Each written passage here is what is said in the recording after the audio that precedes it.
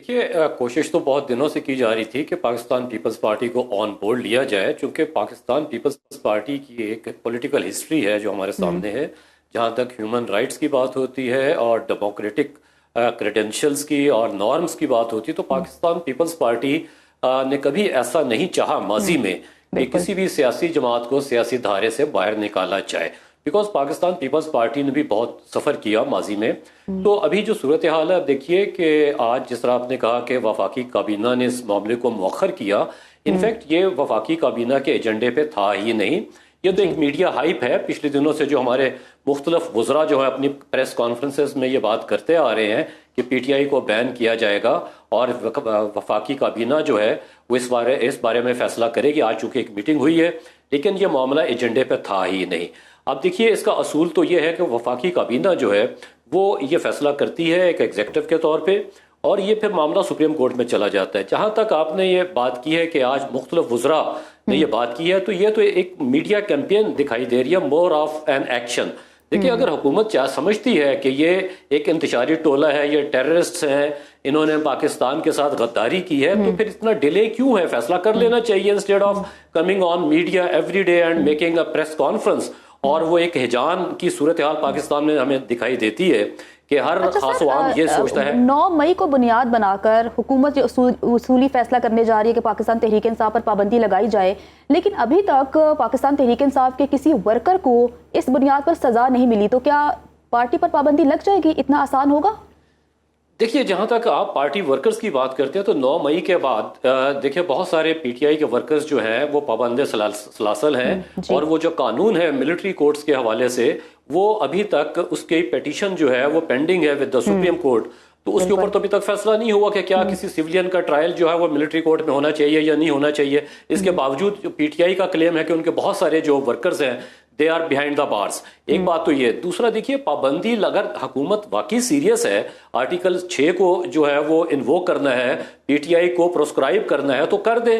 तो ये रोजाना मीडिया पे 3-4 मिनिस्टर्स आके जब ये बात करते हैं, तो इससे पाकिस्तान में कोई बेहतरी के इम्कानात पैदा नहीं हो रहे, आप मजीद क्योस पैदा कर रहे हैं। अगर आपने कोई फैसला करना है कर ले। अगर आपने उसके प्रोज एंड कॉन्स का एनालिसिस किया है कि इसके रिपरकशंस क्या होंगे, तो अगर आप समझते हैं कि नुकसानात होंगे तो खामोश हो जाइए। वरना ये देखिए 1 साल से ज्यादा ये मामला हो गया। पहले केयर टेकर गवर्नमेंट जो है इस मामले को लेकर चलती रही। यही सवाल एक सहाफी ने सीनियर वजीर पंजाब मरियम औरंगजेब साहिबा से भी पूछा कि किसी को सजा तो नहीं मिली, तो उनका ये जवाब था कि किसका कसूर है?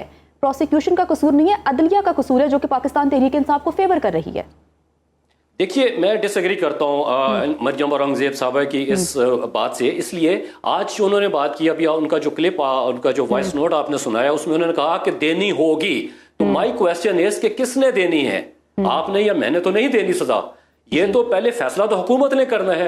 हुकूमत जो फैसला करेगी वो मामला अदालत में चला जाएगा, फिर अदालत देखेगी क्या वो कानून के मुताबिक है या नहीं। वो तो बात की बात है। पहले आप फैसला तो कर लीजिए कि सजा देनी है या नहीं देनी। अगर देनी है तो दीजिए। जब ये सवाल किया जाता है कि होना चाहिए, होगा, करेंगे, तो आई थिंक ये सारी बातें ऑल इन द एयर, ये काइट फ्लाइंग है।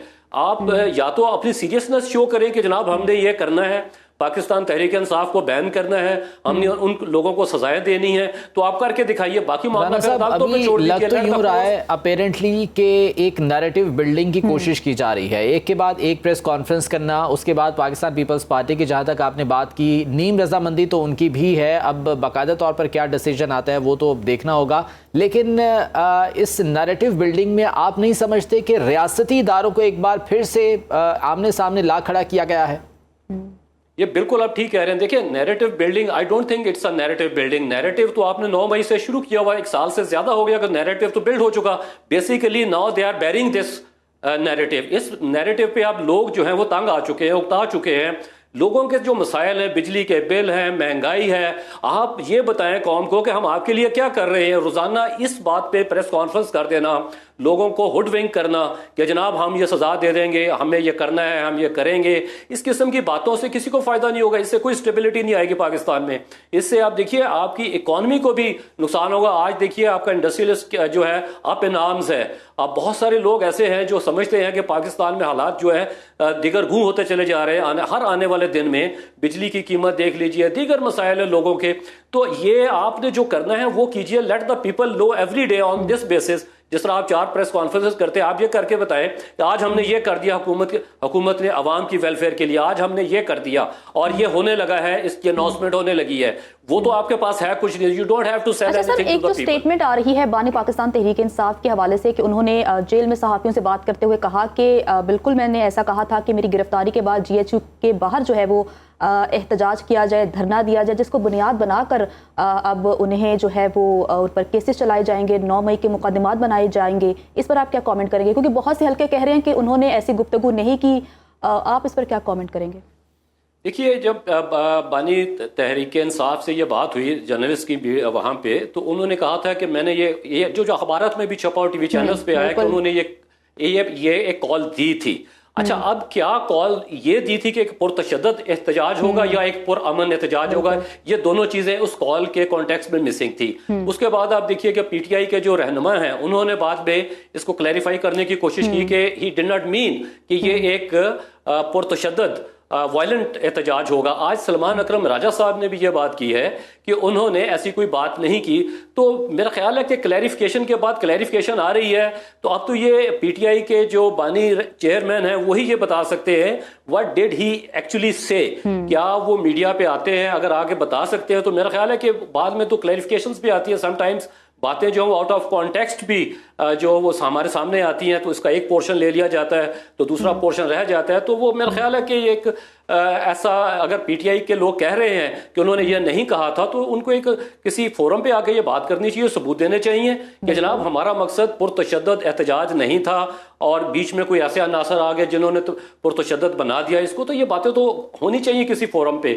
ونس فار آل ہمیں ان چیزوں سے باہر آنا پڑے گا, ورنہ پاکستان کو اگر ہم آگے لے کے جانا چاہتے ہیں, آئے دن دیکھیں ہمارے مسائل بڑھتے چلے جا رہے ہیں. ہمارے بارڈر سچویشن دیکھیے کیا کس قسم کی ہے, ہمارے اور دیگر مسائل ہیں. جس طرح اس دن D G I S P R صاحب نے بھی ایک اپنی پریس کانفرنس میں ذکر کیا, 4-5 اشارے دیے انہوں نے کہ یہ وہ مسائل ہیں جن کی وجہ سے پاکستان میں ایکسٹریمزم اور ٹیررزم کو فائنینس کیا جاتا ہے. اس طرف تو حکومت کو توجہ کرنی چاہیے. عدالتی نظام جو ہمارا ہمارا کرمنل جسٹس سسٹم ہے اس کو ریفارم کرنے کے لیے آپ کو توجہ کرنی پڑے گی. آپ کو نئے قوانین بنانے پڑیں گے جس سے یہ پاکستان میں جو ٹیررزم اور ایکسٹریمزم کے معاملات ہیں ان کو آپ ختم کر کے ایک پیس فل کنٹری کے طور پہ آگے لے کے آئیں. دیکھیے, پیس از دا کی ٹو پراسپیرٹی اینڈ پروگریس. اگر آپ کے ملک میں پیس امن نہیں ہے تو آپ آگے نہیں بڑھ سکتے, آپ کی اکانومی ٹھیک نہیں ہو سکتی, آپ کے یہاں پولیٹیکل اسٹیبلٹی نہیں آئے گی.